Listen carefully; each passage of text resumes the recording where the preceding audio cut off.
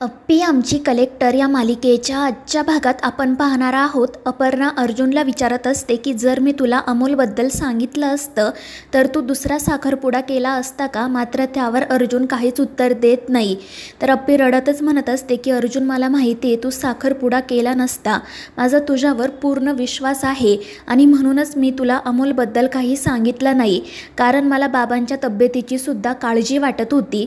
काय करावं हे मला सुचत नव्हतं. जर पुन्हा काही झालं असतं तर आपल्या घरच्यांनी मलाच दोष दिला असता आणि मला तुला आणि बाबांना पुन्हा दुःखात बघायचं नव्हतं. त्यामुळे मी तुझ्यापासून सगळं काही लपवलं. पण आता एक आई म्हणून मला किती त्रास होत आहे याचा विचार कर तू. आणि ते ऐकून अर्जुन खूप चिडतो. तो म्हणतो, म्हणजे आता याचासुद्धा दोष तू मलाच देणार आहे का. आणि ते ऐकून अपर्णासुद्धा चिडते आणि ते दोघेजण पुन्हा एकमेकांशी वाद घालू लागतात. आणि मग नंतर अपर्णा मोठ्याने ओरडून म्हणते की मी जर असं म्हटले की जर तू त्या मॉन्टी सातवला त्या दिवशीच पकडलं असतं तर आज आपल्यावर ही वेळ आलीच नसती. तर अर्जुन म्हणतो, मग मी प्रयत्न केले होते ना. तर अप्पी म्हणते, मग तू त्याला का नाही पकडलं. जर तू त्याला पकडलं असतं तर आज आपला मुलगा किडनॅप झाला नसता. आणि त्या दोघांचीही भांडणं बघून बापू आणि दिप्या मोठ्याने त्या दोघांवर ओरडतात.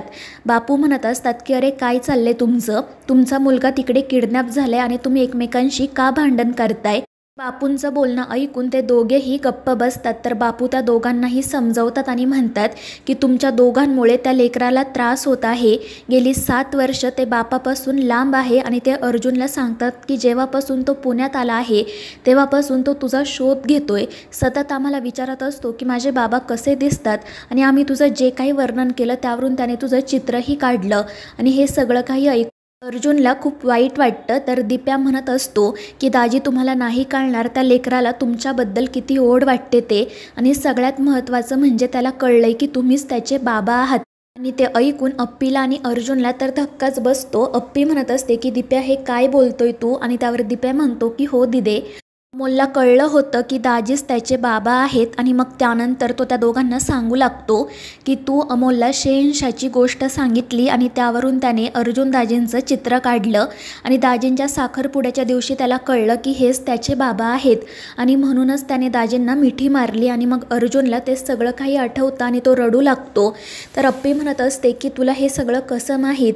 तर दिप्या तिला सांगतो की अमोलने ही गोष्ट त्याच्या मित्रांना आणि मला सांगितली आणि तुम्हा दोघांना एकत्र आणण्यासाठीच तो प्रयत्न करत होता. आणि म्हणूनच काल मी यशा बापूला कॉल करून तुम्हा दोघांना आसगावला बोलवायला सांगितलं. आणि मग त्यानंतर अमोलने जो काही प्लॅन केलेला असतो तो प्लॅन दिप्या अप्पी आणि अर्जुनला सांगतो. त्यामुळे ते दोघेजण डोक्याला हात लावून रडू लागतात. बापू म्हणत असतात की अरे त्या लेकराने तुम्हा दोघांना एकत्र आणण्यासाठी जेवढे प्रयत्न केले त्याच्या निम्मे तुम्ही केले असते ना तर आज ही वेळ आलीच नसती. त्यामुळे अप्पीला आणि अर्जुनला त्यांच्या चुकीची जाणीव होते.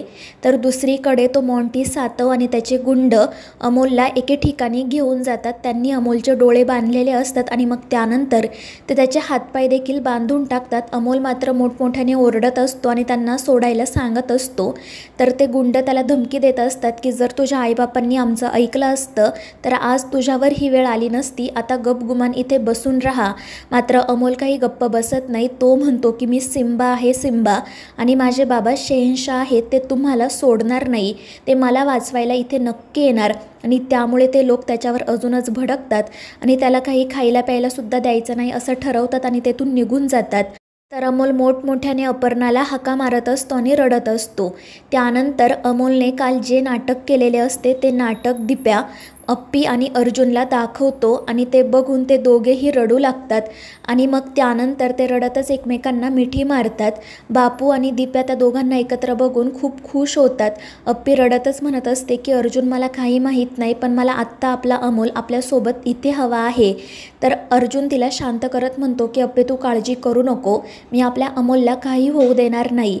आणि मग ते दोघेजण पुन्हा एकमेकांना मिठी मारून रडू लागतात. तर बापू म्हणत असतात की यांच्याकडे बघून कोणाला वाटेल का की गेली 7 वर्ष हे दोघेजण एकमेकांपासून दूर आहेत, यांच्यामध्ये भांडणं सुरू आहेत. त्यावर दिप्या म्हणतो की बापू खरंच आज यांना एकत्र बघून खूप आनंद होत आहे. तर बापू म्हणतात पण यांना एकत्र आणण्यासाठी आपल्या अमोलला संकटात पडावं लागलं. हसावं की रडावं ते सुद्धा कळत नाही. आणि मग त्यानंतर अप्पी रडतच म्हणते की हे बघ अर्जुन, काही कर पण आपल्या अमोलला शोधून आण. आणि त्यावर अर्जुन म्हणतो की तू काही काळजी करू नको, मी आपल्या अमोलच्या केसालाही धक्का लागू देणार नाही. आणि मग तो लगेच चिंचोकेला कॉल करतो। चिंचोके CCTV फुटेज चेक करत असतो आणि एका फुटेजमध्ये त्याला ती लाल कलरची व्हॅन कात्रजच्या दिशेने गेलेली दिसते आणि मग त्यानंतर तो अर्जुनला लगेच त्याबद्दल सांगतो आणि मग अर्जुनही तिकडेच जाण्याचं ठरवतो। तर चिंचोके त्याला सावध करत म्हणतो की ती जागा निर्जन आहे म्हणून आम्ही तुमच्यासाठी पोलीस फोर्स पाठवतो, कारण कलेक्टर मॅडमसुद्धा तुमच्यासोबत आहे, त्यांच्या सुरक्षेची जबाबदारीसुद्धा आपल्यावरच आहे। आणि त्यावर अर्जुन म्हणतो की अपर्णा मॅडम माझ्यासोबत येणारच नाही, मी एकटा जाईल। मात्र जेव्हा हे अप्पी ऐकते तेव्हा ती चिडते, ती म्हणते की अर्जुन तू एकटा कुठेही जाणार नाही आहे, मी सुद्धा तुझ्यासोबत येणार आहे। त्यावर अर्जुन तिला समजवण्याचा प्रयत्न करतो की मी अमोलला घेऊन येतो, तू इथेच थांब।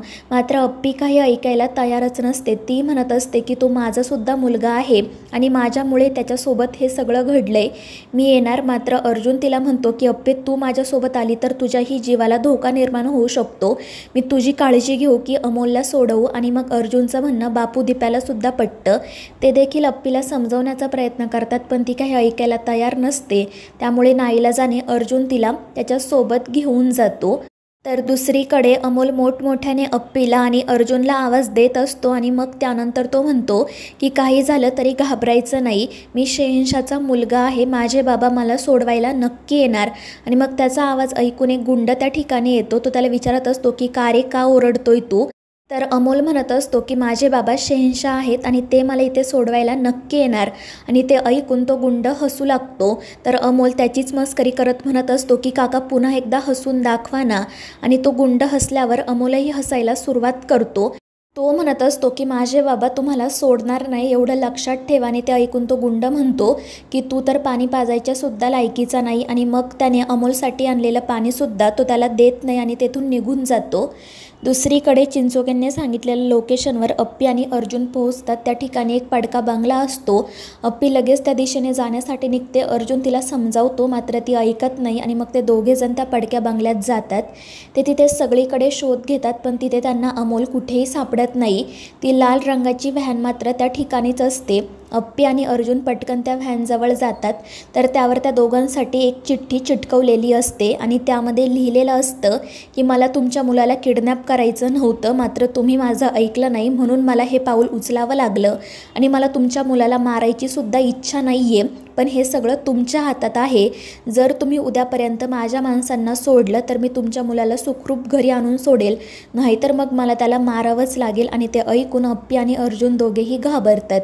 तर दुसरीकडे आर्याची आई वेगळाच गोंधळ घालत असते, ती विनायक रावांना आणि रुपालीला विचारत असते की अर्जुन कुठे गेला आहे, तो फोनसुद्धा उचलत नाही आहे, नेमकं काय सुरू आहे?